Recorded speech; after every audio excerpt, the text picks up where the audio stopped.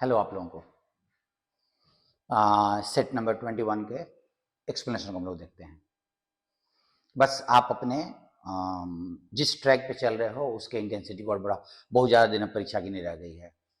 चलिए अब अपने आंसर्स को हम लोग मैच करते हैं। 16 का आंसर सी है। प्रिंटिंग मिस्टेक हो गया था, ज़्यादा गलत टाइप हो गया था। आप मैच कर लो, वीडियो को चाहो पॉज कर लो एंड देन हम लोग मूव करते हैं अपने एक्सप्लेनेशन पे। चलिए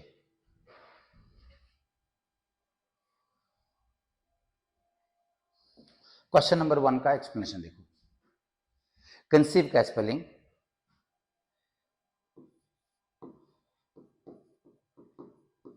किसी बात के बारे में विचार करना, सोचना, CEI होता है, CIE नहीं होता। क्वेश्चन नंबर 2 के एक्सप्लेनेशन को देखो। आप जरा ध्यान दो कि ये एक कहानी है और कहानी में सबसे पहले अगर लिखा हुआ है द मैन, तो कौन से आदमी की चर्चा, पहले तो वो लिखना पड़ेगा।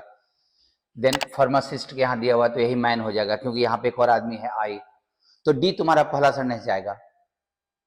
और तुम सी को देखो, क्योंकि यहां डी में क्या लिखा हुआ है कि गैस्ट्रिक का अटैक था और मैंने एक ओल्ड फैशन फार्मेसी में दुकान में गया। देन ये दोनों चीजें हुई उसके बाद तुम्हारा, क्योंकि यहां लिखा हुआ है कि मैंने उसको पी लिया। यहां शैम्पू का मतलब वो शैम्पू नहीं है जो सर में लगाते हैं, दवाई है, क्योंकि बहुत सारे गैस्ट्रिक की दवाइयां भी शैम्पू की तरह देखने में लगती हैं, इसलिए उसने शैम्पू लिखा हुआ है। सो तुम्हारा ए अंतिम जाएगा। अब डी के साथ ए अंतिम तो तुम्हारा इसी सेंटेंस में है ना। ये स्टोरी था तो स्टोरी में कोई क्लू नहीं मिलता, वो कहानी का स्टेज होता है, one after another after another. कहानी का शुरुआत पार्ट देखना होता है एंड अकॉर्डिंगली उसके बाद क्या हुआ होगा ये सीक्वेंस पे नजर डालनी होती है। Next question, third number question में सिंपल सा है, D number. Had been completed तो हैड कंप्लीटेड हो जाएगा। Next question, he became known as a implacable foe. Foe का मतलब दुश्मन, और ऐसा दुश्मन मतलब कट्टर दुश्मन के सेंस में इस्तेमाल करते हैं।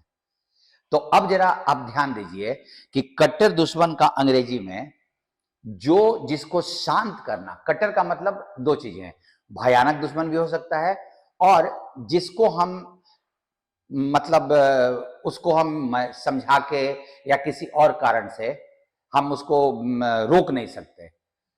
तो डेंजरस और रिलेंटलेस में तुमको अंतर करना होगा। डेंजरस दुश्मन यहां पे नहीं जाएगा, क्योंकि इम्प्लिकेबल वो होता है जिसको हम शांत ना कर सके, समझा ना सके, उस हिसाब से डेंजरस नहीं। अगर फेरोसियस होता, कोई फॉर्मिडेबल होता तो हम उसको ले सकते थे, भयानक। रिसेशन, जहां पे आर्थिक मंदी होती है, चीजों के दामों में कमी आती है इत्यादि इत्यादि, और इन्फ्लेशन जहां पे चीजें बहुत तेजी से आगे बढ़ती हैं। 6 नंबर क्वेश्चन, 6 नंबर क्वेश्चन में आपका लिखा हुआ है make a clean breast of, मतलब मीनिंग होता है अपने मन की बात को बिना छुपाए किसी को बता देना, अपने दिल की बात बता के बोझ हल्का कर लेना। तो कन्फेस विदाउट रिजर्व, रिजर्व का मतलब यहां पे बिना किसी संकोच के हम अपनी गलती मान लिए, you make a clean breast. 7 number question, C number होगा। इसमें बहुत ज्यादा एक्सप्लेनेशन की जरूरत नहीं है। Move question number 8, no one can curb the dash spirit of the team. Spirit मतलब उत्साह, और ये वर्ड बना है डोमिनेट करने से। ये वर्ड ध्यान रखिएगा, डोमिनेट का एडजेक्टिव है, डोमिनेट के अपोजिट का। उसका डोमिटेबल वर्ड नहीं यूज करते, उसका इनडोमिटेबल इस्तेमाल करते हैं, जिसे पराजित या हावी नहीं हो जा सके, जिसको डिप्रेस नहीं किया जा सके, उसको इनडोमिटेबल। और वो करेज, स्पिरिट इसके साथ इस्तेमाल होता है। So indomitable, live courage spirit के साथ नहीं लगेगा। Question number 9, option number B, let not his insulting words be minded, do not mind his, active डालना है पैसिव का। Doctor Kalam was so dedicated to his profession that he left for the heavenly abode. एक यहां पे और phrase दिए, वही phrase दिया हुआ है, leave for the heavenly abode का मतलब होता है डाई। इसको भी याद रखिएगा अलग से।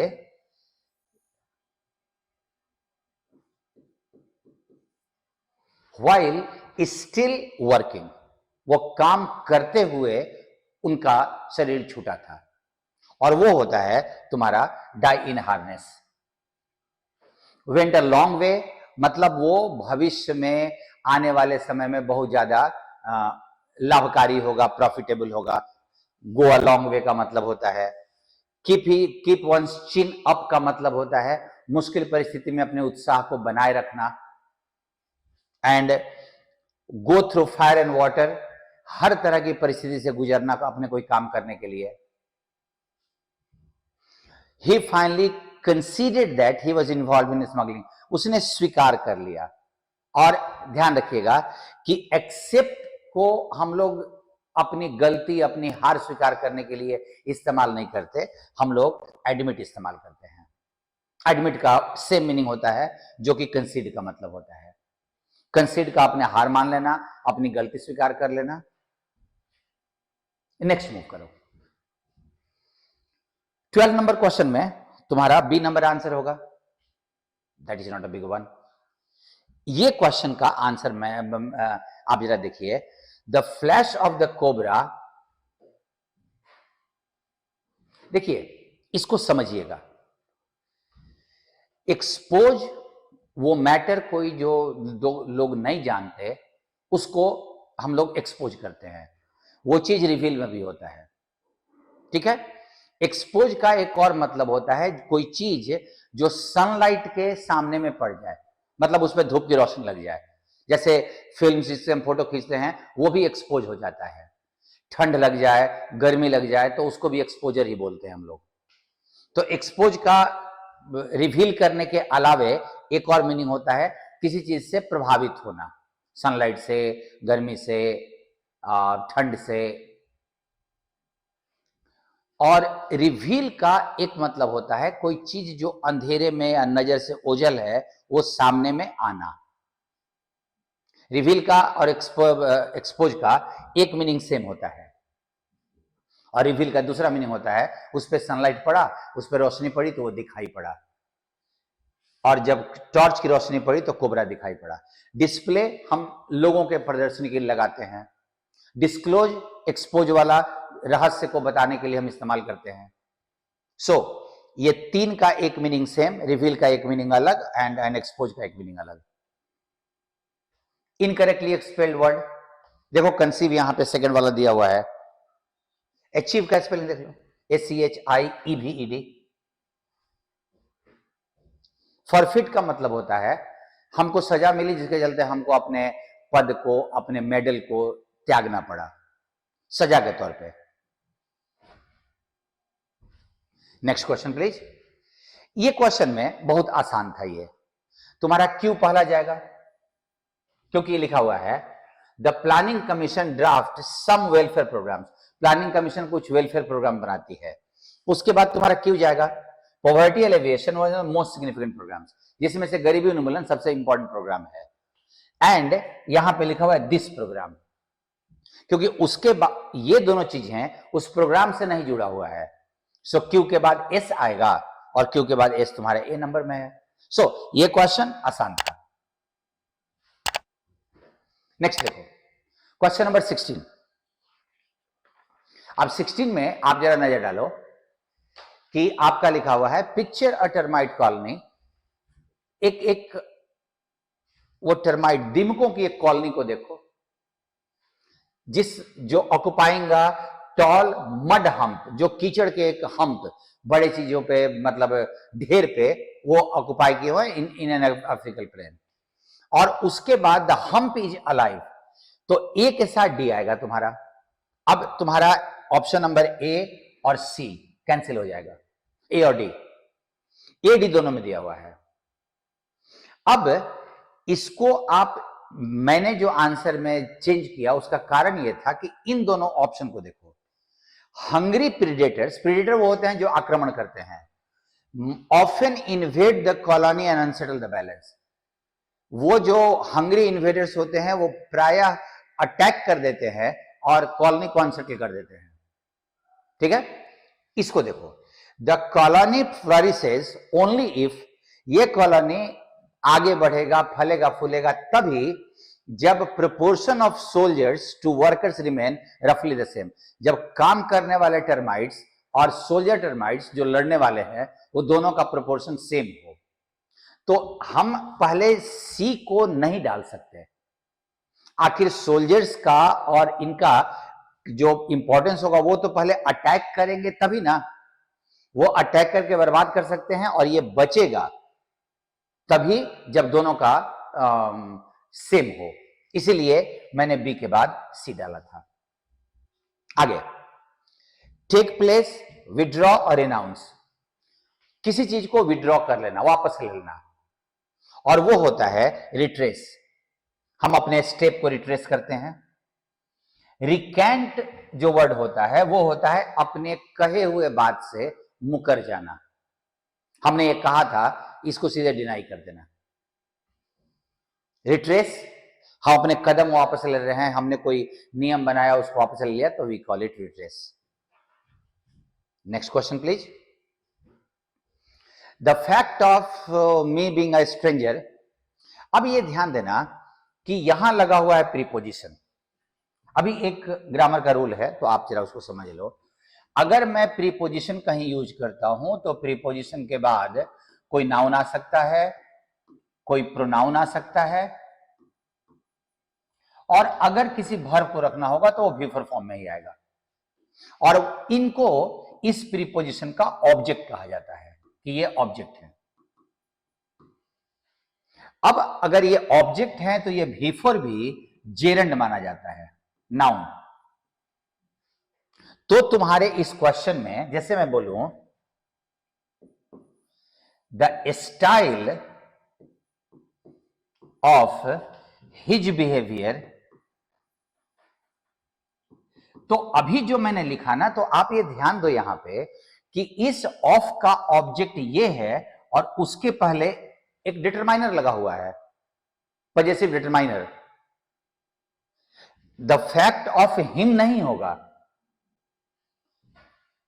सेम कंडीशन को आप यहां देखिए, ये भी एक नाउन है, ऑफ का ये ऑब्जेक्ट है और उसके पहले डिटरमाइनर आएगा। जैसे बिहेवियर के पहले हिज आया था वैसे बिंग के पहले भी माई आएगा, ये उसका पॉजेसिव का फॉर्म है। इस ऑफ का ऑब्जेक्ट बिंग है। आगे बढ़ो, क्वेश्चन नंबर 19 का आंसर सी है, कोई दिक्कत नहीं है, आसान। Question number 20, he has written 3 letters to me but I still, अभी भी, have not yet, अभी भी, yet और still दोनों का मतलब एडवर्ब के तौर पे अभी भी होता है, और अगर सेंटेंस, तो इन दोनों में से एक तो हटेगा, और अगर सेंटेंस नेगेटिव हो तो स्टिल का इस्तेमाल नहीं करते, यहां से स्टिल को हटाना पड़ेगा। I have not yet replied him, yet के साथ प्रेजेंट परफेक्ट का नेगेटिव आता है, और स्टिल और येट दोनों का मीनिंग सेम होता है। सेंटेंस नेगेटिव हो तो येट का इस्तेमाल करते हैं। 21 नजर डालिए 21 पे। 21 में आपका ए तो फर्स्ट नहीं जाएगा, अकॉर्डिंग टू, क्योंकि इसमें लिखा हुआ है children who are read to in these years, इन सालों में, तो ए के साथ जो साल लिखा हुआ है एज ऑफ 3 and 5.5, 3 से 5.5 साल के बीच के, तो उसी में जो बच्चे इस उम्र के हैं, तो जो क्रिटिकल पीरियड है लैंग्वेज डेवलप करने का वो इस समय में होता है, और जो यहां पे बच्चे हैं तो ए के साथ तुम्हारा जाएगा बी। अब तुम्हारे यहां पे सी और डी में लास्ट की सी पहले कि डी पहले, और आप सी पे नजर दो। And the reason is actually quite simple, और इसका कारण बहुत आसान है। तो अगर हम सी के बाद डी डालेंगे तो डी में कारण दिया हुआ होगा, और डी में तुम देखो दिस कोरिलेशन, अभी तो कारण नहीं बता रहा, कोरिलेशन, लैंग्वेज का सीखना और उम्र का correlation is far and away the highest yet found between the influences and school success. School में कितनी सफलता मिलती है वो कोरिलेशन डिपेंड करता है कि लैंग्वेज उसने कितना डेवलप किया अपने 3 से 5 साल के बीच में, और इसका कारण बहुत सिंपल है। तो सी को तो अंतिम डालना पड़ेगा ना, क्योंकि सी के बाद हम बताएंगे कि किस कारण से ऐसा होता है स्कूल सक्सेस का। सो क्वेश्चन नंबर 22 में आपका ध्यान दो।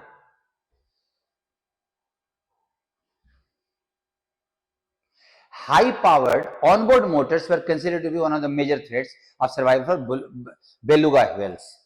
ये जो मोटर्स थे, इनको इन व्हेल्स के लिए एक खतरा माना जाता था। With these कौन? Hunters could approach beluga within the hunting range. Today, अब टुडे जब तुम्हारा अंतिम आया तो तुम अभी इसको तो सी को तुम लास्ट डाल लो, और सी को अगर तुम लास्ट डालोगे, क्योंकि बाकी सब सेंटेंसेज पास्ट में दिए हुए हैं।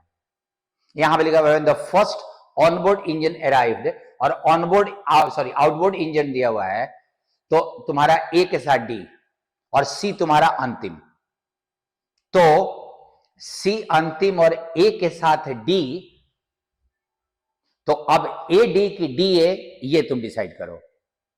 और पहले देख लो जरा, ए के साथ डी आएगा पहले,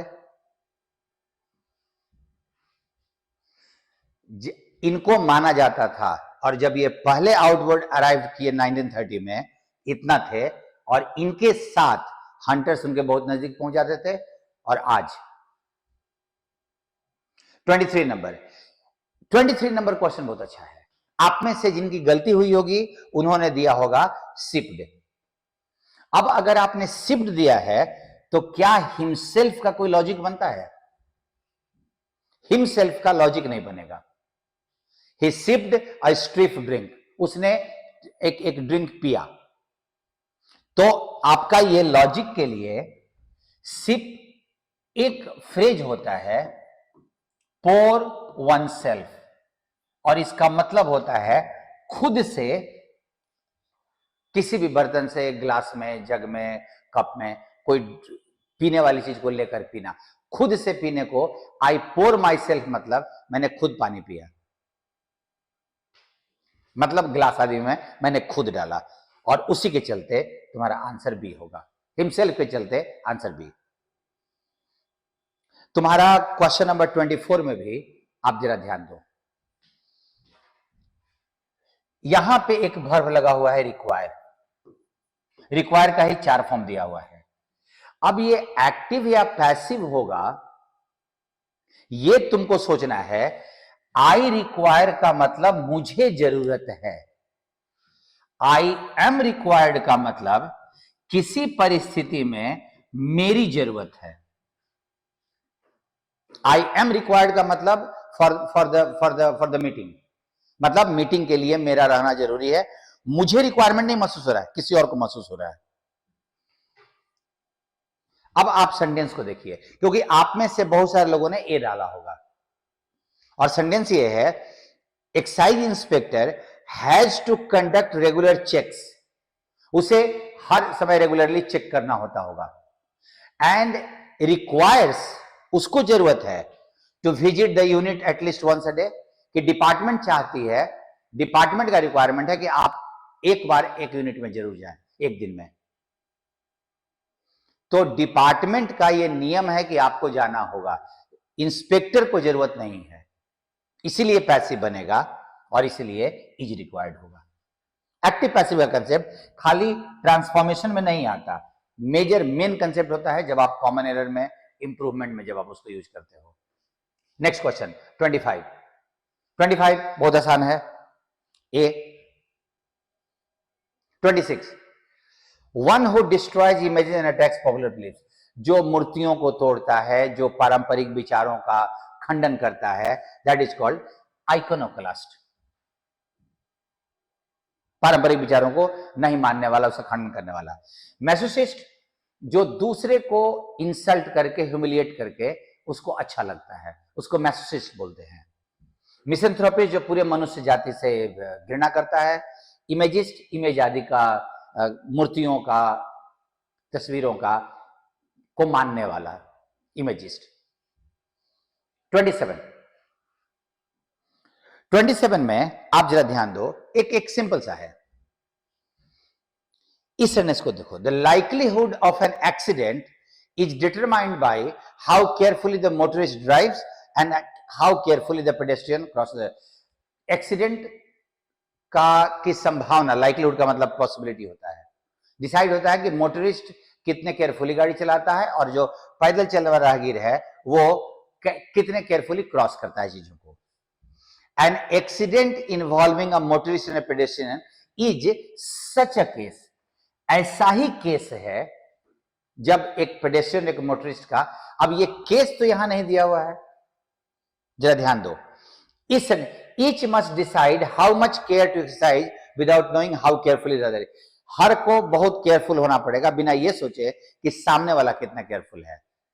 अब इस सेंटेंस को देखो, the simplest strategic problem arises when two individuals interact with each other।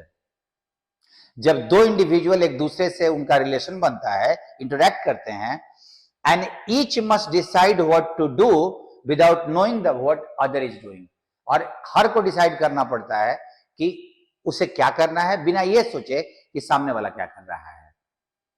और ऐसा ही केस है जब एक मोटरिस्ट और एक एक्सीडेंट का, पेडेस्ट्रियन का जब एक्सीडेंट हो, जब इन्वॉल्व होते हैं वो, तो डी के साथ तुम्हारा आएगा बी। अब डी के साथ अगर बी डालेंगे तो इन दोनों में पहला डी बी है, और अब वो शुरुआत में ही कर दिया तो तुमको पहले के सेंटेंस को प्लेस करने का टेंशन नहीं है। अब ए सी को टारगेट करना है कि ए पहले कि सी पहले। और जब यहां लिखा हुआ है ईच मस्ट डिसाइड, तो ईच तो ये ना मोटरिस्ट और पेडेस्ट्रियन है, तो ए के साथ सी आएगा और ए के साथ सी आएगा तो आंसर डी बनेगा। आप सेंटेंस अरेंजमेंट में मेरे अप्रोच पे जरूर नजर रखिएगा, क्योंकि मेरा अपना इंट्यूशन बोल रहा है कि इस बार के एग्जामिनेशन में sentence arrangement important role play करेगा। मैं बार बार बोल रहा हूं, आई डोंट नो। एक क्वेश्चन हम लोग बनाए थे इंप्रूवमेंट में, जब मैंने कहा था कि जब पूरा सेंटेंस अंडरलाइन करें तो कोई एक वर्ड को खाली टारगेट करता है वो। आप देख लो, यहां पे ओनली को टारगेट किया है, और ओनली को सिर्फ यही ना अच्छा लगेगा, मतलब ग्रामेटिकली शुद्ध होगा, वे काम करते हैं सिर्फ तभी जब उनके पास पैसा ना हो, और तो कोई है नहीं। They have no money, they only work, they only work and they only work, only when ना। यहां पे एक रूल है कि इट इज नो यूज जब आए और इसके बाद अगर वर्ब रखना हो तो ये भी फॉर फॉर्म में जाता है।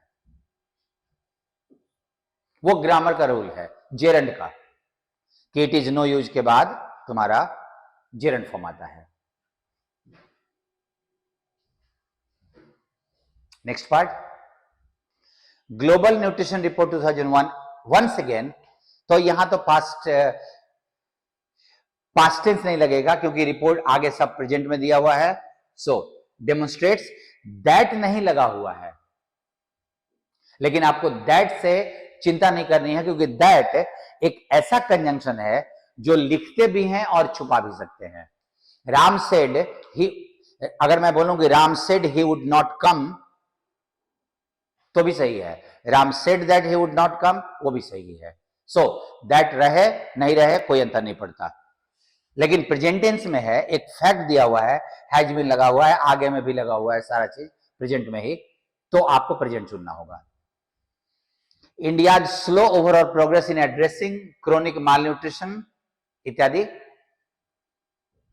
एंड माल न्यूट्रिएंट की तो डिफिशियंसी ही होगी ना, कुपोषण, पोषक तत्वों के लिए डिफिशियंसी इस्तेमाल करते हैं, विटामिन ए, विटामिन सी अगर मैं बोलता हूं तो। ट्रैक के साथ रिकॉर्ड आता है। ट्रैक रिकॉर्ड मतलब हमारा जो पास्ट का अचीवमेंट है, हम कैसे काम करते हैं, इसको ट्रैक रिकॉर्ड कहा जाता है। और यहां पे होगा लैग्स। लैग मतलब होता है पिछड़ जाना, क्योंकि यहां पे मीनिंग यही आ रहा है कि जो under nourish children over the past decade has been modest, वो बहुत कम रहा है इंडिया का जो वो पार्ट है। और लैग्स व्हाट अदर कंट्रीज जिनका सोशियो इकोनॉमिक कंडीशन सेम था उन्होंने अचीव किया, उससे इंडिया बहुत पिछड़ा हुआ है, तो इंडिया लैग्स। अब हम लोग पैसेज देखते हैं। ये कहानी थी और कहानी इंटरेस्टिंग था, जरा ध्यान दे दीजिएगा। Regarding the sequence of the accident which information is not content, passage में कौन सा इंफॉर्मेशन नहीं है। आप जरा ध्यान देना, 3 मेंबर्स थे, एक मेंबर के बारे में तो बात किया है और उसका रेफरेंस 2 मेंबर का और अलग से था।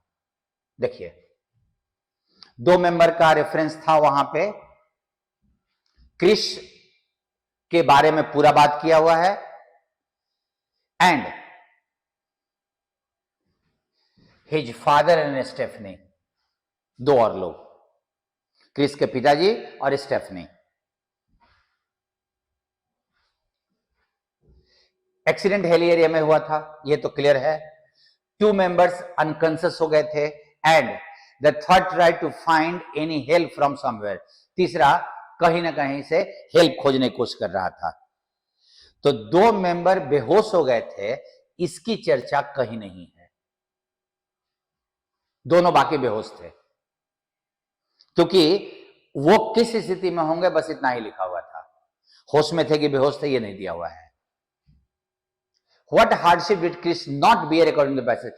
कौन सा वो कठिनाई नहीं झेला था। स्विमिंग अक्रॉस ए स्ट्रीम, नदी को क्रॉस करना, माउंटेन क्रॉस करना, घने पेड़ों के सामने बगल से क्रॉस करना, फेसिंग स्नोफॉल नहीं था, क्योंकि आप जरा ध्यान देना कि snow began to flick against the windows above him। जब वो लौट के वहां पहुंचा तो बर्फ का था, लेकिन जहां पे वो यहां पे कहीं दिया हुआ था, यहां पे कहीं नहीं था, बस ब्लड चिलिंग वाटर था इत्यादि था। बारिश सॉरी बर्फ गिर रहा था या बर्फ से ढका हुआ था ये कहीं नहीं था। और अगर वाटर है, बर्फ अगर गिर रहा है तो पानी तो जम गया होगा, तो इसका मतलब कि स्नोफॉल नहीं हो रहा था। जब वो वापस पहुंचा वहां जहां पे क्रैश साइट था, तो वहां पे स्नोफॉल हो सकता था, हुआ था। नेक्स्ट, नेचुरल सीनरी कौन सा नहीं है। और river of very cold water, dense forest, rough mountain, ये सब था। पहाड़ों पर बर्फ जमी हुई थी, ये कहीं नहीं रेफरेंस है। एंड चौथा, क्रिस का प्लान क्या था। तो वो तो पहले आया था ना, आपने कहानी पढ़ा होगा तो आपको पता चलेगा कि वो कहीं से हेल्प लेने की कोशिश कर रहा था। जब उसको लगा कि हम अभी अगले दिन ट्राई करेंगे फिर से, तो फिर वो वापस चला गया। सो वो कहीं ना कहीं से रेस्क्यू खोजने की कोशिश कर रहा था, क्योंकि उसका हेलीकॉप्टर क्रैश हो गया था।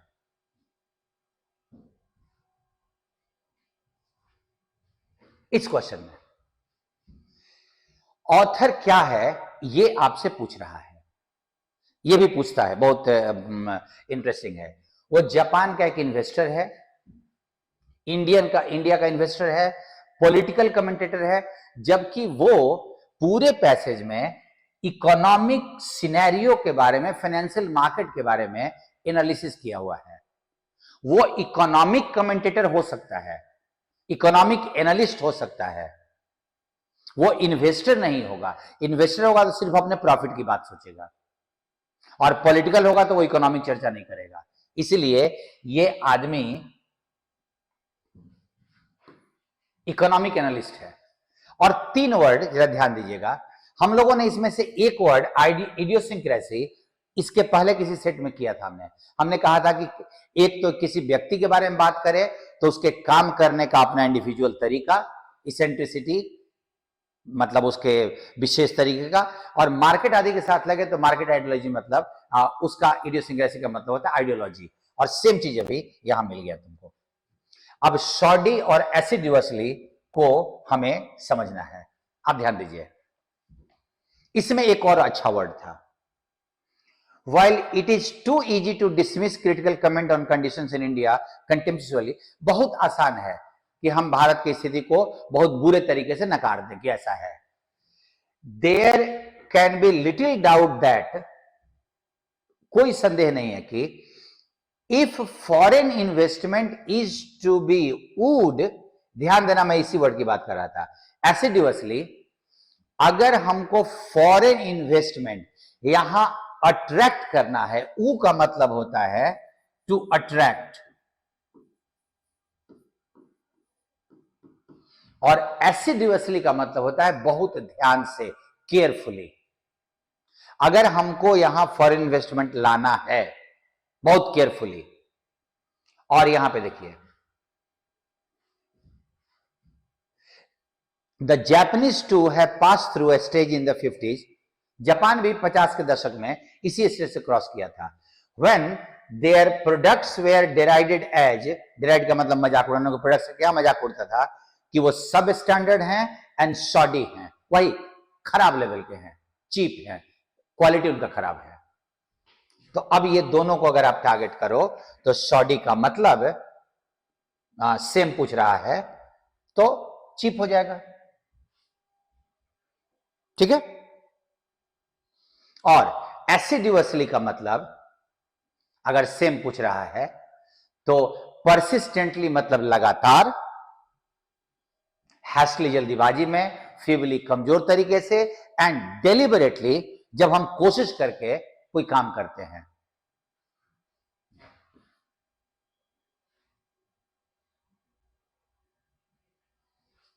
नेक्स्ट पैसेज में The passage seems to emphasize that the outside world has, अब इसमें कंप्रीहेंशन का तुम्हारा पहला सेंटेंस देखो, The outside world has pit answers। Pit answer का मतलब एकदम पालतू आंसर, घिसा पिटा, शुरुआत से एकदम बिना कुछ सोचे, बिना किसी एनालिसिस के, पिट आंसर है ये।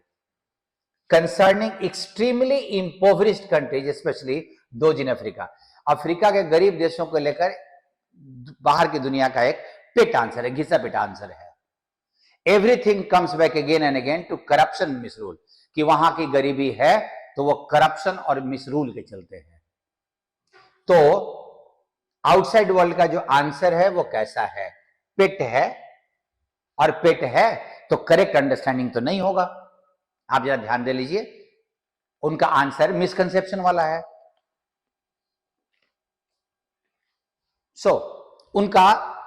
उनका कंसेप्शन सही नहीं है। The author has mention Ghana as a country with, और एक सेंटेंस से तुम्हारे 2 क्वेश्चन हैं, आप जरा ध्यान दो। Ghana, Malawi, Mali and Senegal failed to prosper, और उसके बारे में लिखा है रिलेटिवली वेल गवर्न्ड कंट्रीज, जहां पे शासन बहुत अच्छा था, वैसा देश भी, जैसे ये देश, प्रगति नहीं कर पाए।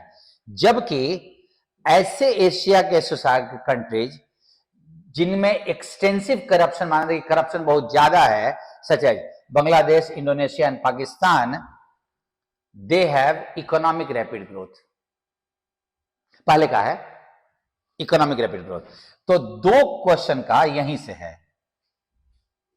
तो घाना के बारे में बोला गया कि वहां का गवर्नेंस अच्छा था, और अगर तुम यहां देखो तो बांग्लादेश, इंडोनेशिया और पाकिस्तान के बारे में कि करप्शन के बावजूद देश प्रॉस्पर कर सकते हैं। एंड इस पैसेज को लिखने का पर्पस क्या था ऑथर का, और आप ध्यान रखिए कि पर्पस पैसेज का क्या था कि जो अफ्रीकन देशों की गरीबी का कारण बताया जाता है कि वहां का ज्योग्राफिकल कंडीशन, करप्शन, मिसरूल, ये सब है, इसको, इस मिथ को, क्योंकि उसने कहा था मिथ कहा था उसने, पैसेज के किसी पैराग्राफ के शुरुआत में ही लिखा हुआ है। अब यह ध्यान दो, अनदर मिथ लिखा हुआ है, एक और घिसी पिटी बात। डेवलप्ड वर्ल्ड का क्या है? इंड। तो पैसेज का मेन थीम था यह बताना कि वहां पे जो गरीबी है उसका कारण वहां की अपनी सरकार या करप्शन या मिसरूल नहीं है, कुछ और है, और दुनिया को उसकी समझ नहीं है। और इस हिसाब से अगर आप पैसेज को देखोगे, अमेरिकन लीडर्स कैसे पावर हंग्री है, कितना एड वहां मिल रहा है, इसके लिए नहीं लिखा हुआ है, कोई कारण नहीं है, मतलब कोई ऑप्शन नहीं है उसमें। पैसेज और sentence arrangement along with clozes, तीनों पे कंसंट्रेशन हमेशा रखिएगा, आपके एग्जामिनेशन के क्रूशियल फैक्टर्स होंगे। अगले सत्र के साथ फिर मिलते हैं। Thank you.